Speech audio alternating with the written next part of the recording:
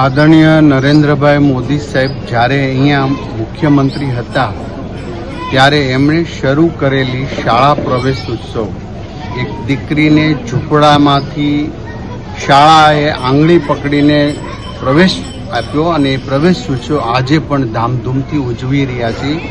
એનું પરિણામ એ આવ્યું છે જ્યારે 18થી 20% ડ્રોપ રેશિયો હતો, જે આજે 1 ડ્રોપ રેશિયો રહ્યો છે, જેથી કરીને 100% નામાંકન થઈ અને 100% જન્મે છે બાળકો, એ બાળકો પ્રવેશ લે છે. આ એક ગુજરાત સરકારની શિક્ષણ ક્ષેત્રની ખૂબ મોટી ક્રાંતિ સર્જાણી છે. આજે તમામ ગામડાઓની અંદર ક્લાસ 1 અધિકારી, ક્લાસ 2 તમામ મંત્રી, ધારાસભ્ય અને ચૂંટાયેલા સભ્યો જ્યારે ગામડે ગામડે દરેક શાળાની અંદર જઈ શાળા પ્રવેશ ઉત્સવ ઉજવી રહ્યા છે.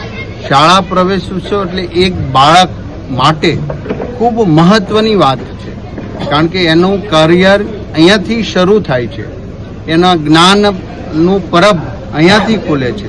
ને આખા ગામની સાક્ષીમાં જ્યારે બાળક અધિકારીઓ, નામાંકિત વ્યક્તિઓ, ગામના સરપંચની હાજરીમાં જ્યારે એ પ્રવેશ લે છે ત્યારે ચોક્કસ એનો યાદગાર દિવસ બનતો રહે છે.